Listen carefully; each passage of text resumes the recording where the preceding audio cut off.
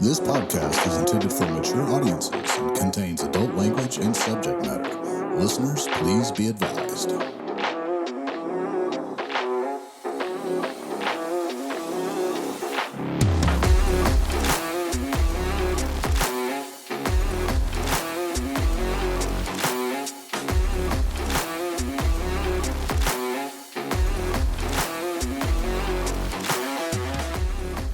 Hello and welcome back from Austin, Texas. We are Drinking with Your Ex. I am Blake Thompson. And I am Bonnie Neal. Welcome back. I'm sorry we took a little sabbatical, but we had a fantastic live event during the Austin South by Southwest week that happened the week of March 13th and March 17th. We had a phenomenal live It was event. so great. We were so tangentially cool. I'm just so proud of us. We got to sit outside and we got to hand out stickers. We got to hand out coasters and promote our podcast, along with promoting some really amazing bands and also having a charity event for the Sims Foundation. Yeah, we got to raffle off an excellent bottle of Macallan 12-year Scotch, raise some money from the Sims Foundation, which you should definitely donate to if you care at all about Austin musicians and mental health care for them and their families. Again, but man, this lineup, we had, who was it? My Education. My Education, we had Porcelain, Which was fantastic. Yes, they really were. They were very loud. I feel very old about that, but they were very loud. And then Chiquita B, who, holy shit, fucking amazing. Yeah. And then She put out some a cappella pieces for the event that were just spectacular. oh yeah, it like brought the house down. Everybody was like, Yeah. oh.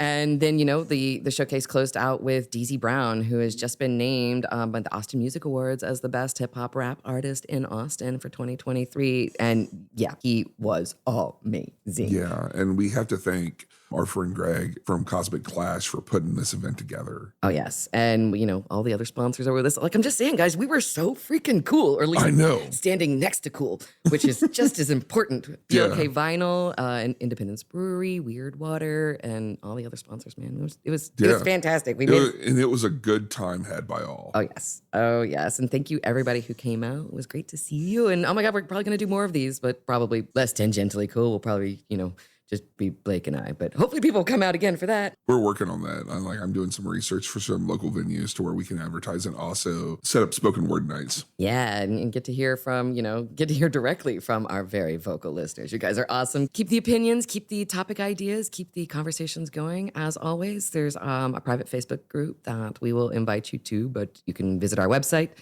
www.drinkingwithyourx.com, spelled just correctly, like English God intended. And if you wanted to email us, as always, we're at info@drinkingwithyourx.com. But thank you guys. This was so much fun. Yeah. We had a blast. We've had an amazing couple of weeks, and also we have come up with a incredible list of topics for the rest of our season. Yes. Which is going to be great. Just by like kind of talking with our fans and talking to the listeners. And as again, like we listen, we do read, we do listen, and we do think about. So please keep it coming if you want us to talk about you and talk about your issues. Actually, that's been the best thing about doing this podcast is everywhere I go, I run into people and they just start telling me, like, they just launch into some bad dating experiences. And I'm like, wow. Yeah, it's like Bonnie and I were at a party last night, and it's like, oh, you're the other half of the podcast. The other half of the podcast. Oh, right. Well, I've got something I want to say to you about that. It's been great. But, you know, if this is your first time tuning in, welcome. As you may have figured out from that random just launch of things, this is a podcast that Blake and I started. We are exes. We dated back in the day, turn of the century. Because it was still the 90s. It was still the 90s, yes. We still had such hope for the new millennium, and now we're thoroughly beaten out of that idiocy. Yeah, so we've lost all hope. It's fine.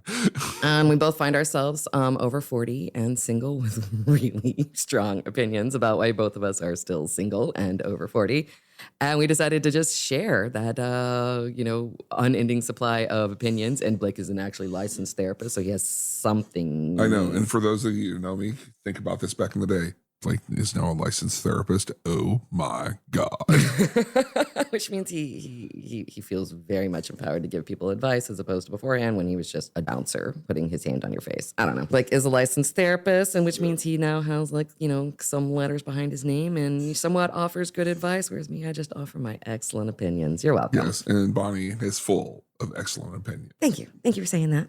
That launches in. This podcast has 3 rules. Yes. The first rule, each episode is inspired by a type of cocktail and or liquor. That, basically pertains to this week's topic. The second rule is that Blake and I both get to introduce each other, thus engaging in the timeless edge play of having your ex introduce you to the world. While they stare at each other. Yes. And then the third rule is that we each get to ask each other an uncomfortable question about this week's topic. Yeah, speaking of edge play, this is where there's no mulligans. There's no backing out. There's no going, time.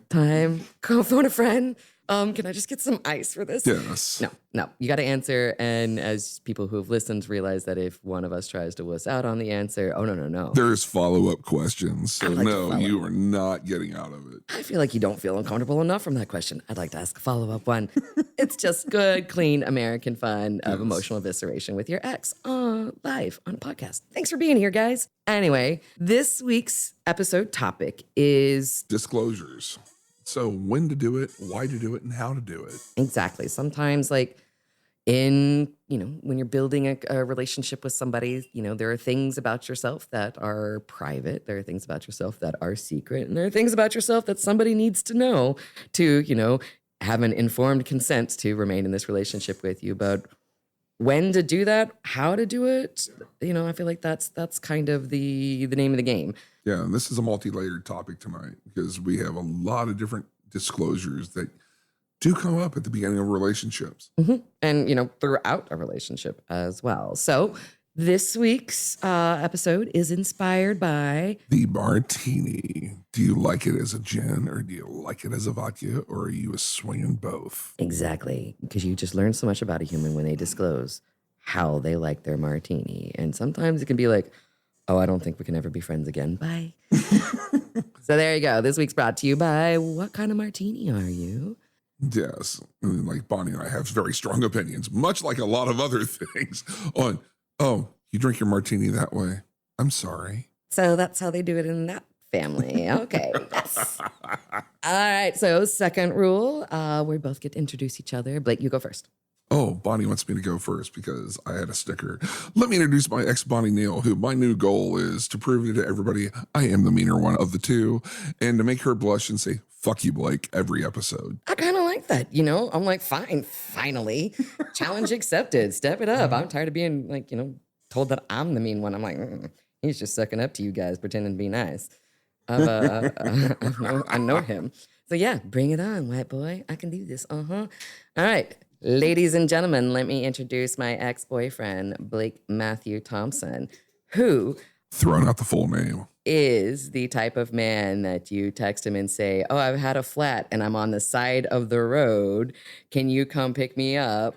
He's like, sure, I'm in the shower. Let me get back to you. And then you keep texting him saying, the tow truck isn't here and there's a creepy guy who parked behind me. Can you come get me now? Wait a minute, Blake, the guy is doing weird calisthenics on the side of the road. Blake, can you come get me now? Blake, can you come get me now? And then the tow truck shows up and Blake's like, oh, sorry, I took a nap and fell asleep. Are you okay?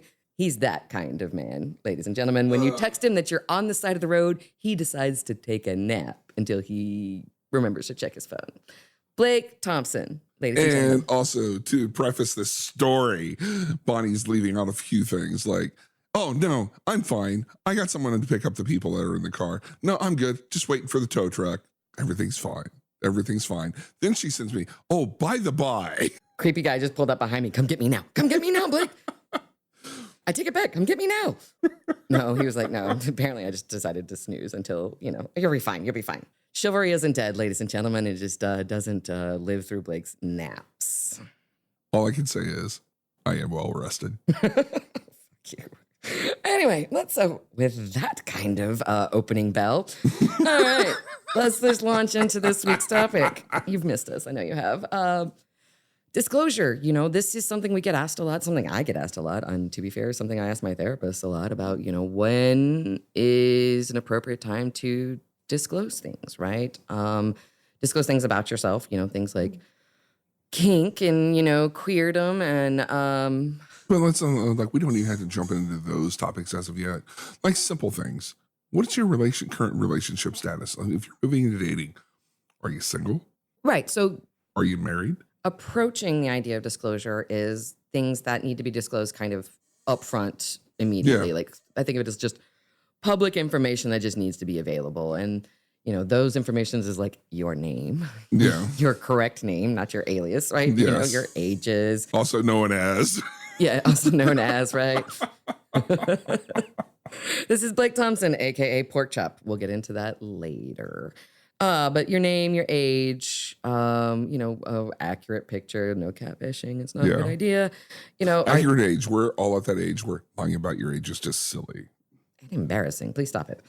I think these are things people just need to know about you up front. Are you married or not? Right? Do you have kids or not? Are you involved with someone else or not? Right. Poly, not poly, right? Poly, not poly. Am I your secret special side piece that you don't want to tell anybody about? Well, I think you just, in that one statement, said why people would not reveal that immediately, right? Kind of taking away the secret side piece, sexy part of it, but, right. But there's some information that just you should disclose kind of upfront immediately. Absolutely. Board, right.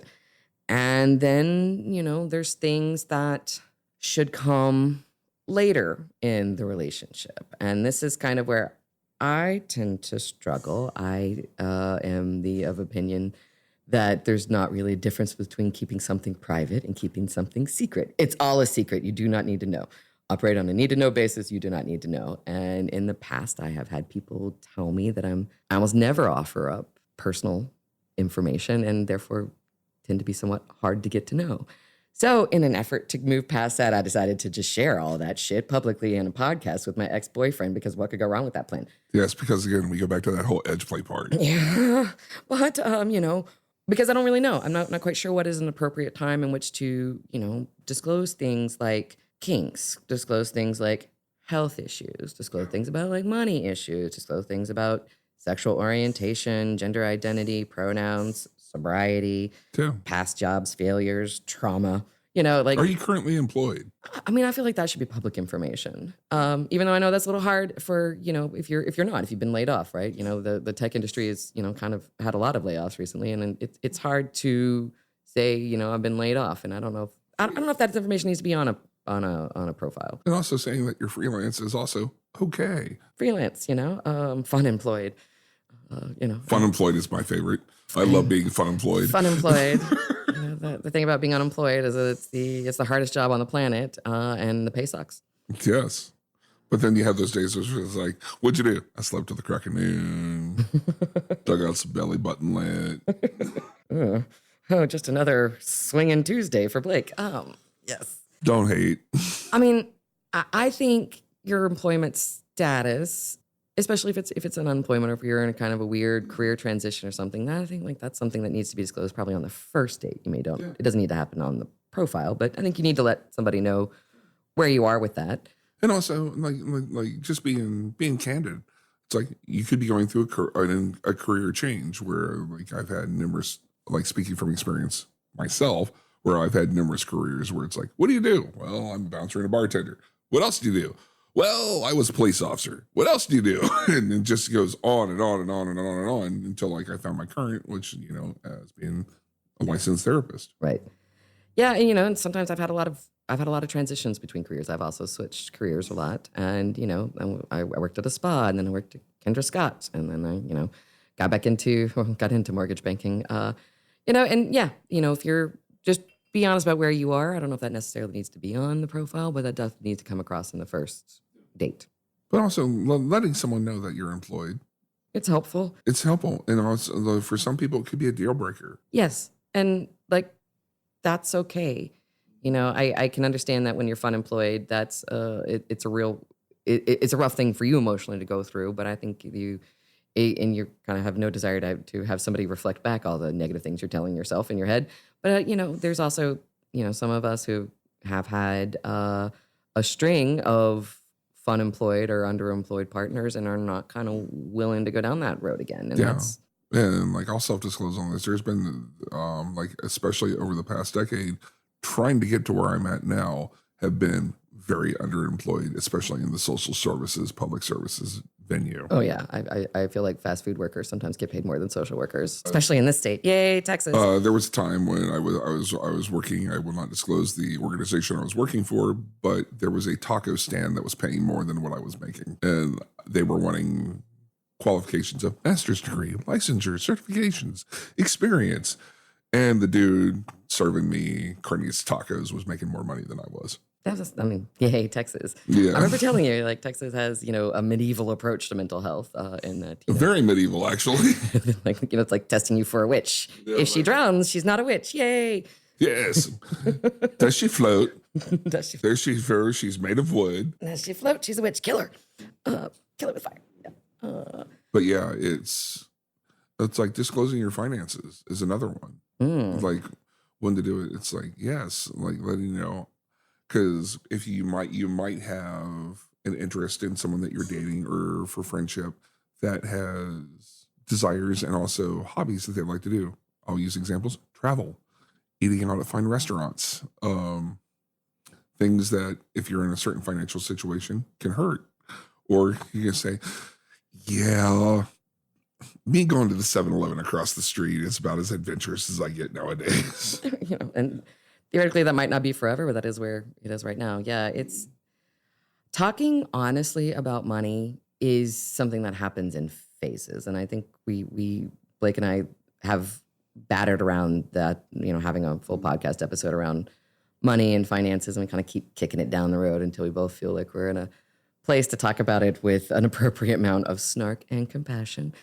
But I deal with that a lot, right? I'm a mortgage banker, and I have a lot of people who are married or not married who sometimes, want to buy a house together. And that is a time in which, all of the financial clothes come off, right? And we get to sort of look at each other naked and be really, really honest about credit scores, credit reports, actual income, actual assets. We get to learn about somebody's 3 days a week scratch-off sticker. You're like a lottery ticket habits, and you're like, you spend how much on scratch-off tickets? Wow, okay. So like, how much did you spend on the $1 billion lottery drawing? You got to be in it to win it, man. Yeah. I feel you. I feel it, right? But, and, just keep in mind that that's hard. I think, that I think is sort of PhD level disclosure. It is something you're going to need to do if you're going to want to buy a house together. And it's something you should ideally do before you get married. Well, yes. And like, I mean, if you're moving into a relationship where you're starting to mingle your finances, hate to tell you all, unfortunately, honesty is the only policy on this. But yeah, it's really unsustainable to try to, say a lie and keep that lie. Yeah. If you tell somebody, it's like, yeah, I spend more money on overdraft fees a month than I do on anything else. It's time to have a talk. Yes. Yes. Well, I mean, or it's time to kind of get some help on that. Also kind of like try to take the shame away from it. I mean, this is in late stage capitalism, right? Yeah, and this system is not designed to. And again, there's win. We're not shaming anybody on this because people go through hard times, especially now. And like, if you're in a relationship with somebody or a budding relationship, being honest with them is the best way to go. Well, and I feel like that's also a special conversation. If you're in a committed relationship, let's sit down and let's talk about money. Let's have just that talk. Set some time and room for it. But on a first date, second date, get to know you time, I wouldn't launch into, details about multiple bankruptcies. I would just say, that I've had some struggles with money in the past, I see people's financial realities on a day-to-day basis. And it's true. Usually the two most financially devastating things that happen to Americans are, wait for it, medical crises and divorce. Exactly. And it's just. And the majority of Americans are living paycheck to paycheck or under paycheck to paycheck. And everybody has medical bills on their credit report. It's just a reality. We have a broken healthcare system. I don't think anybody's going to argue about that. And medical bills are a reality that suck. Exactly. The first step is having compassion for yourself and then having compassion for others. But money is a thing. And I also think edges of disclosure. But, giving kind of a snapshot of the lay of the land in the first couple of meetings is probably advisable, right? Exactly. Letting someone know, it's like, okay, there's certain things that, like financially, not capable of doing. I found that in disclosing in the beginning, I kind of like to try to make it clear what I'm comfortable and not comfortable with. I am not remarkably comfortable with men that like to throw around a lot of money. I don't want to be whisked away to Mexico or Colorado because I don't ski. Nor do I have any desire to visit snow. But, I know some people do. And I like a nice restaurant every now and then, but I also like, dives and, other experiences. It's uncomfortable for me to have an awful lot of money spent on me immediately. I think that just makes me feel icky. Yeah. Like I'm on, like for me, I'm on the frugal start. Yeah. It's like, and also it's like for me, it's also a litmus test for some dates. It's like, how do you handle going to a dive bar? Yes. Well, and I know that serves cheeseburgers and wings. And I know both men and women and some non-binary friends of mine who are like, no, they do not like dive bars on the first date. They think, they expect. I'm not even talking about first date. We're talking about like second or third or fourth. Well, that they expect on, that they see somebody spending money on them as a sign of respect. Fair. Arrogant, right? And I, that we differ in that, but I can understand where they're coming on with that. And I would just say, make that clear early on, and be honest about whether that's something you're down with. Yeah, exactly. Again, back to that uncomfortable disclosures moments, but lying about money and how you feel about money is also an unsustainable place in a relationship. Yeah, and also, I mean, it's starting off the relationship on the wrong foot where you're already promoting some type of dishonesty. Yes. If you're dishonest about this, what else are you not disclosing properly? Well, and that is why I kind of think, men who throw around a lot of money, I also see it as smokescreen. Like, what are you trying to hide? That you're trying to kind of smooth past lack of personality with an Amex credit limit. Okay, but I'm a judgy bitch who was quite cynical about. No, I know. No. Yeah, that's true. You're right. I'm being too harsh. I'm fabulous and perfect the way that I am. No, let's not go too far. You're on the money on that one. On the money on that one. So funny, Blake. But yes, but I and Austin is a tech town with a lot of, tech money. And, right. Sometimes men mistake spending money with spending time and spending attention. And I'd rather us go to a dive bar and a taco truck and have a meaningful conversation than. Yeah, it's 1:00 in the morning. We're sitting on the airport in front of Tyson's Tacos going, yeah, have you had the migas? Yes. Yes. These moments. Yes. Yeah. I find those more intimacy building than, those fun creative moments. Yeah. A 2.5 hour, omakase, sushi tasting menu for $600 each. No, fuck that. Yeah. I mean, but also, I'm not spending money on anybody on that on the first or second date. No, I mean, I'm not. Because it seems, I don't know. It's unnecessarily ostentatious. Correct. And it's also setting a premise that's not realistic. Or it might be, right? But I feel like again, back to my judgy, cynical bitchness, is spending a lot of money on the first, 2-3 dates. What you're telling me is that what you think is the most attractive thing about you is your wallet. Yeah, and that's can be construed as pretty shallow. Or kind of sad, honestly. I'm like, really? I think of it the same way as like a woman who, basically gets decked out to the nines for the date where, there's a communication that this is the most important thing about me is my physical beauty. And right. I'm like, that's also a little sad. It is. Okay. Is that really what you think is the most attractive thing about you? And if so. But also on the flip side, like the non-binary crowd, the male crowd, and also the non-het crowd, also like to get dressed up and put on the pomp and circumstance. Because if you think about it, remember, first and second dates are events. Elaborate on that. I'm not disagreeing. I'm wanting to know exactly what you mean by that. Well, because one, you're looking on showing what's attractive about you. You're wanting to see. You're putting your best foot forward, right? Yes. You're wanting to see how is this person going to react. Right. And so in those moments. And how they're going to treat you and how they're going to perceive you. The performance art of it is also revealing what you think your best traits are. Right. Right. And seeing what they think your best traits are. Do they respond to, I don't know. Yeah. I mean, first several dates are very revealing in all these ways. Like you're not aware what you are disclosing even when you are. Right. Right. But yes, money and, phases of money. I think you do need to talk honestly about what the state of your finances are before you move in together. Mm-hmm. But I mean, we're jumping the gun on the moving in together thing. Like right now, we're just starting off. Right. All right. So, snapshot of the reality of the money world. needs to come out in the first 6 weeks, 6 months, right? Oh, yeah. You said in the past on some of our previous podcasts that kinks also need to come out then. Yeah, I mean, because Bonnie and I are all about our combo locks and talking about combo locks. Right. So to give new listeners the idea. So a combo lock is basically the series of steps or fantasies that one requires to achieve climax. Or optimum sexual arousal. Correct. And we find that as one gets older, one's combo lock can get more and more complicated.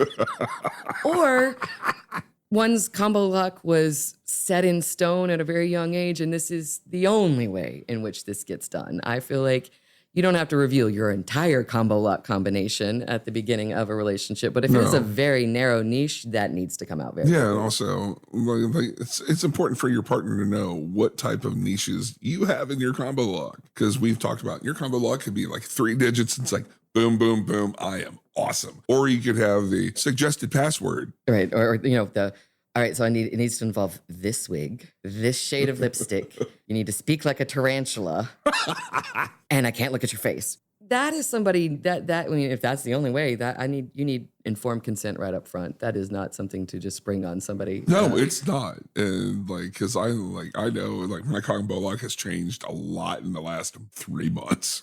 Are we going back to that goth hillbilly girl that you have just been talking nonstop about? That one? Is that what you were talking about? The goth psychobilly? Yeah. That's one part. I'll be very, very candid. Bonnie likes to call me out. I am a nerd. Nerd. And I go to this event called the Nosferatu Festival, which is celebrating the movie. And they have all kinds of events around it. They have psychobilly, gothabilly bands, and burlesque shows, sideshow people, art and vendors and whatnot. Yeah, and so just see the little smile on his face. Anyway, go ahead. And also, my shade is changing right now because we were sitting there, we were watching a vampire burlesque show, and the performer was actually using the Nosferatu makeup. Which is, I'm sorry. Which is like pointy ears, big fangs, bald head, just like it's not the Brad Pitt, Tom Cruise vampires from Interview with the Vampire. No, not at all. And they were up there performing. And I remember the person I was with, I said, shit, there's another notch on my combo lock. You're like, I didn't know it, but now Nosferatu burlesque dancers. Oh yeah. Yeah. And it hit. It was just like one of those things where this is hysterical. Oh my God, this is happening. Damn it. And kind of hot. Super hot. Nope. I'm down for this hot. Oh no, it was super hot. Super hot. They were an excellent performer, and the entire audience just exploded when they were finished performing. Oh, I believe it. I do believe it. But just, the look on your face, the smile that comes across it. I'm like, But so, do you reveal, vampire burlesque as your combo lock? Well, early on, if someone's starting to ask me about what my combo locks are, what my likes or dislikes are, I'm at that age where I'm not going to play. I'm going to be very honest with you. Okay. And let you know that I have these kinks. I have these fetishes.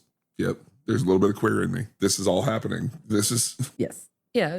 Let that out at the front, right? Yeah. Okay. Just so, one, it's letting the other person know what they're getting into and something. If they want to go on that journey with me, awesome. Or they might go, I'm not for you. Right. Yeah.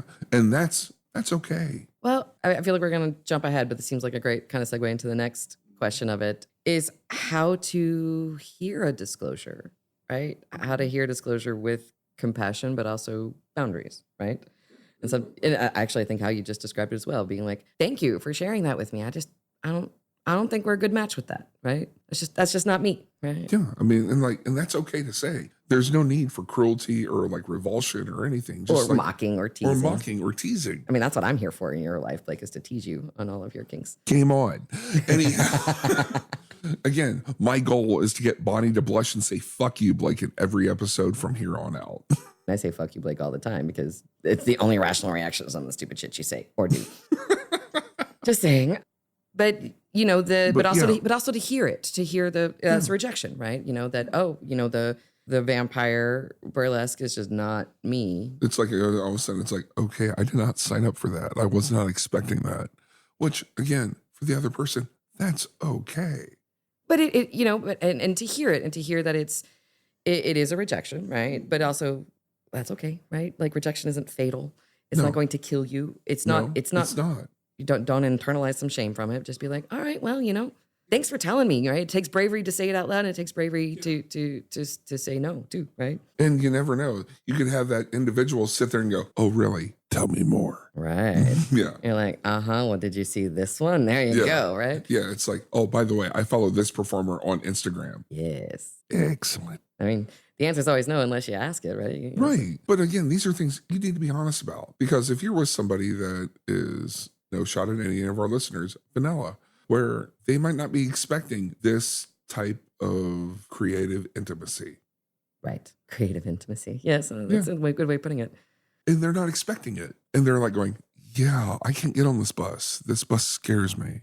Or I've never heard of this bus. I'm not consenting to getting on it tonight. But I'm willing to see the bus schedule, see the bus map. Tell me more, right? Yeah, exactly. I mean, like, these are things that are up for discussion. Right. And like, don't be afraid of that. And if someone rejects you, it's not fatal. It's not fatal. And don't get mean. Don't get Yeah. attacking. And also, it's not personal either, because like, if you're moving into a sexual relationship, let it be fledgling or let it be long term, their desires, it's a two-way street. You got two people in this. And if you're poly, more than one. Right?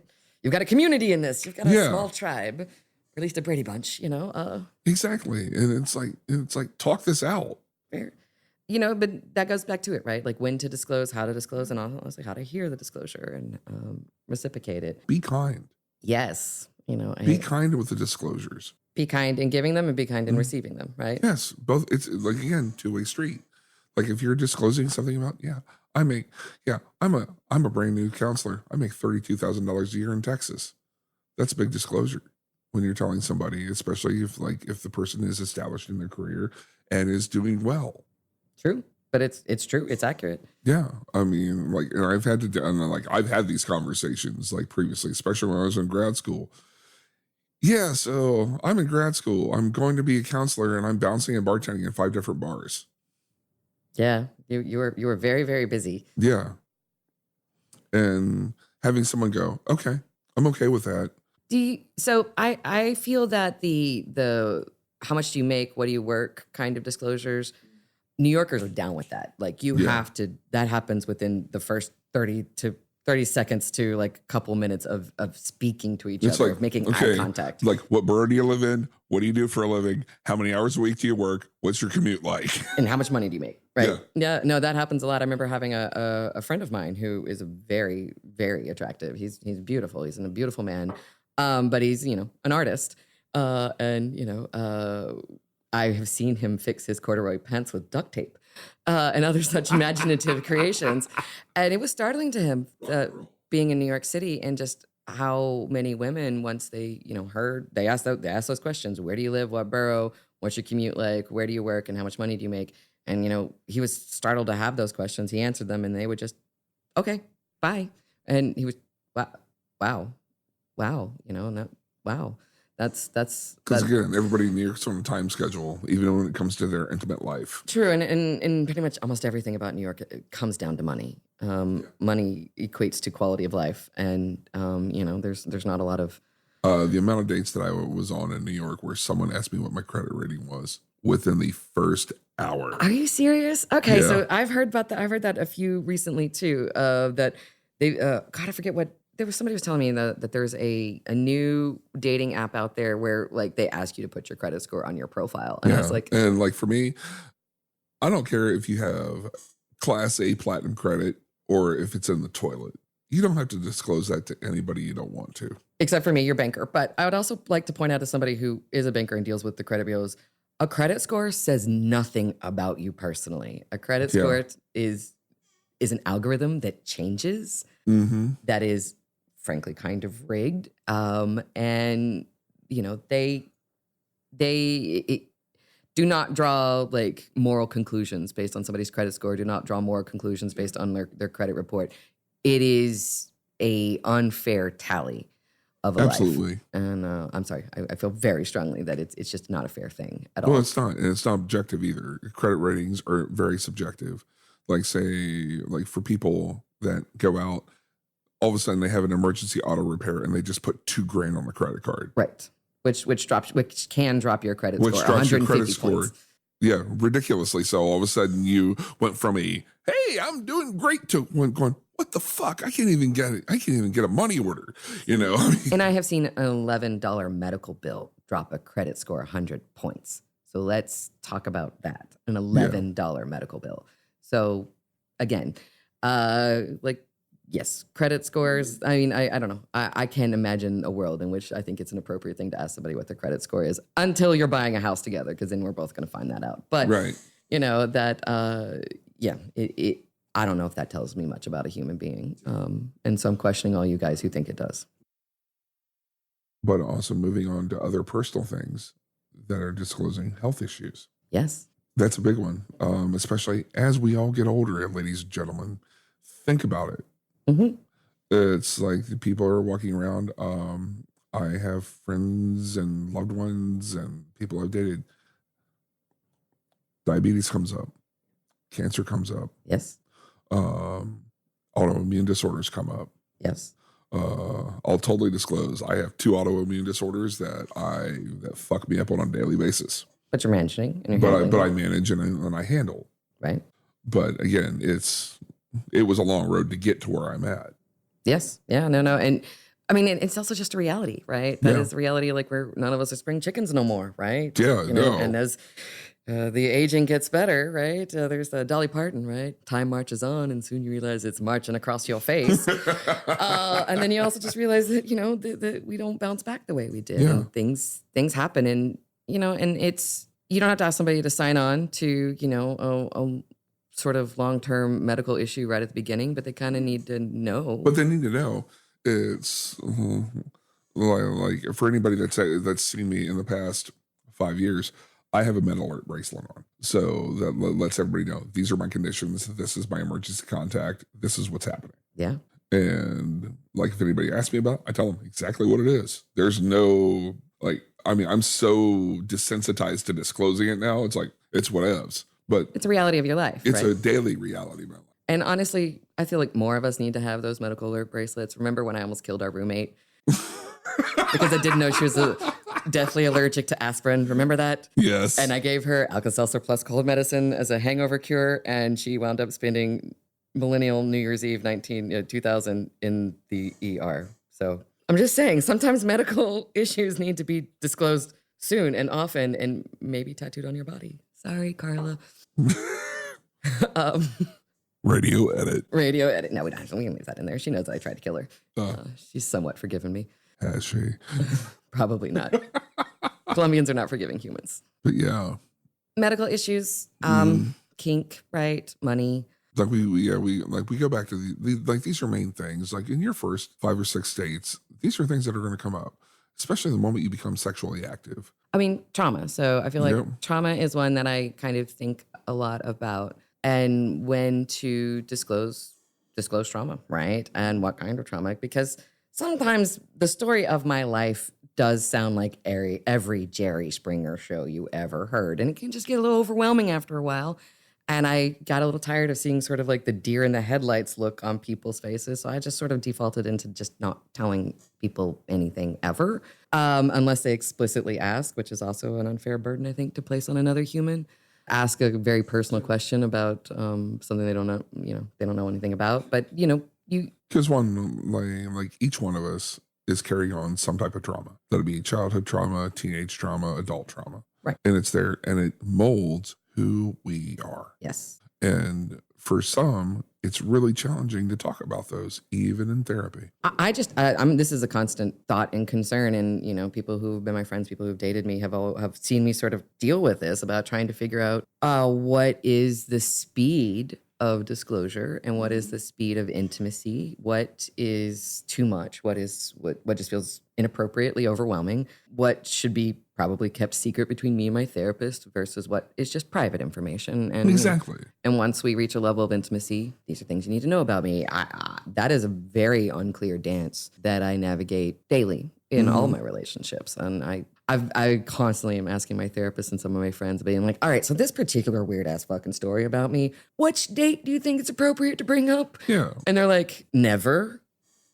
before you marry him, right? And I'm like, oh, those are okay. So Bonnie and I were having a conversation prior to this. We were like ramping up to record. Me disclosing. Bonnie loves to talk about when she met me. It's what I was. I was an ex-undercover narcotics police officer. yes. Deputy sheriff, fresh off assignment. I'm done. And I came into New York on fire. Well, to be fair, that was your presenting persona, right? Yeah. So it is one of the first things I knew about you, and so it is a piece of information that is tied to my memories of you and my perception of you. And you should have seen him earlier today. I was like, "Do you tell people that you're an undercover narcotics officer?" He was like, "No, Bonnie, you tell them that. I don't mention it to anyone." And I was like, "Oh, sorry." Is that bad? I don't know. Well, it's like also it's like I tell people and like candidly, it's like was I in law enforcement? Yep. Did it work out for me? Nope. Was it something that I wish I could go back and change? Yep. And this is why. And then you move on, right? And I move on. It's like I found my career. I found my calling. Therapy. Yeah. Being a therapist and assisting people with their daily lives. Being a helper. I mean, I think it's really sad about how many people who grow up and want to be cops actually want to do that exact thing and think that law enforcement is a way to. Yeah. It's because therapist, we're offering you tools to make your life better. That's our goal. Okay. And like we're offering you tools to make your life better. And also every therapist who's worth anything looks forward to the day your client fires you. When they say, you know what, I'm okay. I want to thank you for all your help. Let's wind this down. Every therapist honestly looks forward to that. Interesting. Okay. When you call the police, no one's happy when you call the cops. And especially the cop I was. Yeah. That's what, my father said that, and he was a prosecutor. He's like, when the cops show up, it's already somebody's worst day. And the cops showing up are just making it worse. Yeah. Right? And so the cop is kind of constantly meeting people at the worst fucking day, the worst time of their day. And nobody's really ever happy to see the cops, right? Yeah. If I'm coming to your door, you did something wrong. You did something really wrong. Or that, maybe. Or, maybe you're driving while brown and other such unforgivable crimes. But You know what? I'm thankful because the area I was in was 98% Caucasian, cracker, hillbilly white. I never had to make those decisions. Yeah, that does make you interestingly white supremacistly lucky, but in a scary way because also one thing, and I'll totally disclose, one reason why I left law enforcement too, of many, was, oh my God, the amount of racism that was involved in the law enforcement area I was in. Cop culture. Cop culture. Yeah. And like I have lots of friends that are still in law enforcement. Some of them are amazing people. Yes. And then I have acquaintances in law enforcement that are like, yeah, I got nothing. I mean, I grew up around cops, right? Yeah. Small town justice, which is its own But again, thing. like this is one of the things that sooner or later, like these are stories I'll tell later in our dating history. I mean, yeah. I mean, trauma bonding. I do think when we first met that we definitely had a lot of trauma bonding. You coming out of undercover, narcotics work and me in New York. Yeah.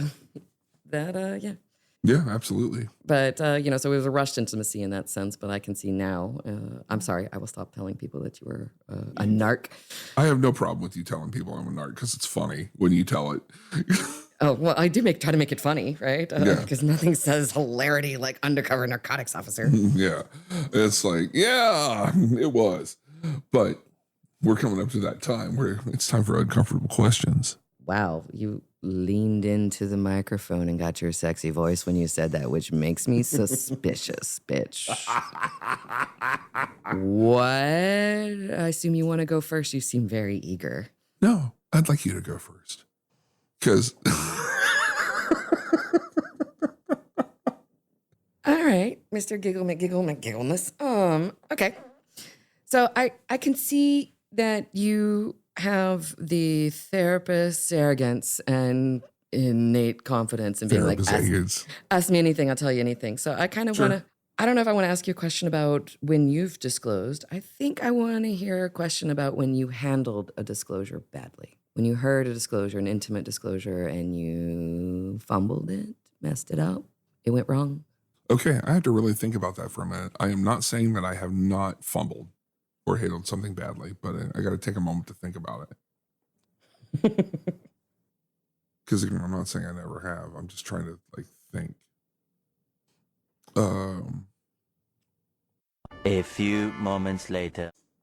All right, let's travel back in the Wayback Machine, where Bonnie just asked me a really hard question, and one that I now do recall. It was between her and I. She was disclosing things about her life and her family, and I poorly, egocentrically made it about me. Believe it or not, I did not ask this question with the idea of getting that particular apology, and I think we may have to give more details around it. I just know that, yes, you have handled disclosures poorly. I'm not not saying I have not. I am not saying I am innocent. I am not saying, no, Blake's fine. He's great. No, like in this instance, I monumentally fucked up. Well, tell me what you remember about it. You were sitting there like sharing something very intimate, very revealing about your life and about your trauma that you were experiencing. Correct. And because I was wrapped up in my own shit, I found a way to make it about me in my own head. You did actually make it about you. Yeah. And that was not one of my best moments, not even remotely. And I'm not going to sit there and call capricious youth or immaturity into it. It was. I mean, you were young comparatively. Young comparatively, but also full of life experience that I wasn't ready for. That I knew that. What does that mean? What full of life experience that I wasn't ready for? What does that mean? By the time you and I started dating, I've done more than most people. I did more than most people have done in their lives in the Midwestern dark sense. That's a very poetic phrase. Yes, the Midwestern dark sense. But again, it's like I took a moment where you were displaying vulnerability in our fledgling relationship, and I completely fucked it up. It was inconsiderate. It was, again, I was being self-absorbed. And again, I found a way to make it about me. Well, in my memory, I think how I experienced you handling that badly is that, I was basically just talking about kind of to give a little bit more specificity. I'm sorry to be vague booking, guys. I was in therapy and I was kind of having a rough time. We were going through some hard memories around my father and, kind of how fucked up our relationship was. And I was talking with Blake about it, and I believe you did make it all about you. And my experience was that I got the idea that what I was telling you scared you, right? And that, you didn't know what to say, and thus you took the information and tried to control it, right? Which was to own it. And it was a very effective way to shut me up. But I was also very young, and so were you. But again, not my best moment. Nor mine, really. That's certainly, this topic, right? As hard as it is sometimes to disclose, it is, also sometimes more important to be able to hear the disclosure. And if you don't know what to do or say about the disclosure, really just acknowledge that it has been done. Thank you for telling me that. Thank you for sharing. Thank you for sharing. I can't imagine. I don't know what I feel about it. I can't imagine what you feel about it. At the time, I was at a loss, and I made it about me. And I apologize for that. I was not fishing for an apology, but thank you. I know you're not. Actually, you are not fishing for an apology on this one, but I owe you an apology. Well, thank you. On that note, I'm pouring a refill. Pouring a refill, right? All right, well, you wanted me to go first. You're up next. Oh, look at you. Get some revenge. Do it. Actually, it's a similar question. When have you had a moment where you're not self-disclosing, broke a relationship or a new dating relationship? I mean, I would say generally my inability to disclose honestly what I'm really thinking, feeling, or have experienced in my life has probably ended and destroyed almost all romantic relationships. Because there does become a moment where, the person asks you to trust them and you just don't. And they become aware that you just don't or won't or can't, right? Don't, want, or can't. And after a while, there's no point in really parsing about what it is.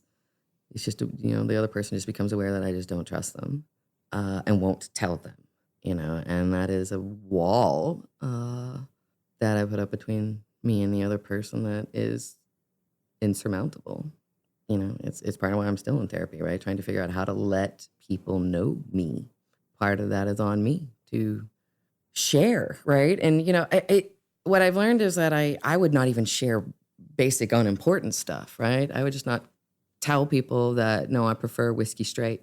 Mm-hmm. I would not, I would just not share any personal opinions and kind of constantly just keep the conversation back on them, right? And unless they're a true narcissist who only likes to talk about themselves, they become aware that this is a very one-sided relationship. And, when they become aware that it's a very one-sided relationship and they ask me to put some of my skin in the game, be vulnerable about myself, even if it's just what I fucking want for dinner tonight, and I don't, that tends to end the relationship, as it should, And so, I've had a remarkable community and group of friends who really kind of took me in like a feral cat and, didn't really ask anything of me. And then the not asking things of me allowed me to start sharing things about me and feeling in control of how close they got. And it does take practice. I do remember the burners, right? And some of my first friendships in the burner community, and they really were like coaxing a feral cat to come back up to the porch, right? And they did it by just like not making any like fast movements, not making any big demands. Oh, hey, come on over. We've got a treat.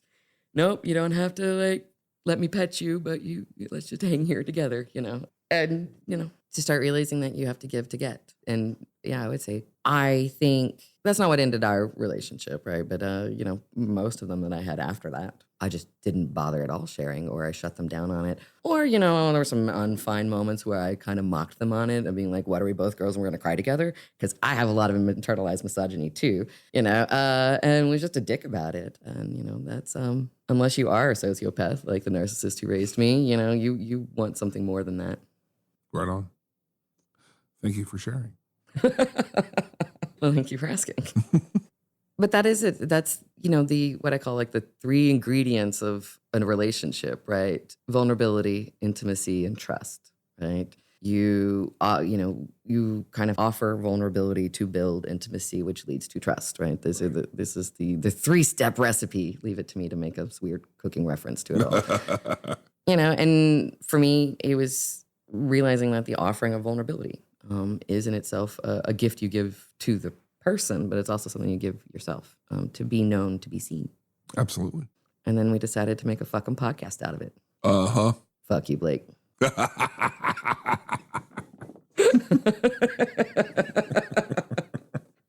On that note, thank you guys for giving us this fantastic topic that took us down an emotional evisceration road. We love you. We appreciate you continuing to encourage us to keep doing this, man. Absolutely. And we have more episodes coming with a lot of great suggestions for topics. Oh my God, yes. So keep them coming. And again, info@drinkingwithyourx.com. Yeah. Sign up, subscribe. We will eventually get a Patreon thing going. But yeah. Yeah, we're working on that. And if you find yourself with an extra couple dollars in your wallet, make a donation to the Sims Foundation for us. Agreed. It's a great organization in Austin that's taking care of the musician and the entertainment community at large. Exactly. With a focus on mental health care, which we are all learning is basic health care. And it's thesimsfoundation.org, I believe. And it is. You are able to donate either PayPal or text, and it's they're fantastic. And we had a hell of an event at South by. Yeah. Again, we had the best of time. Now, I will say this though, comedy when we were trying to set up for the event. Oh God. All right, so Blake and I are trying to put up our own little pop-up shade structure. And it was 2 monkeys fucking a football, ladies and gentlemen. Yes, with that much grace and elegance. Yeah, seriously, if Bonnie and I were throwing poop at each other, it would have just completed the scene. After trying and failing for about a solid 15 minutes, I'm like, you know what? It's gonna be fine. We don't need it. I'm not made of sugar. I don't mind rain. And then we absconded someone else's awning. Yes, when you can't do it yourself, steal it from others. And they were very gracious about it, thankfully. They were. All right, guys. Well, that's it for this week. Thank you so much. Welcome back. I am Bonnie Neal. I am Blake Thompson. It's time for a refill. Damn straight.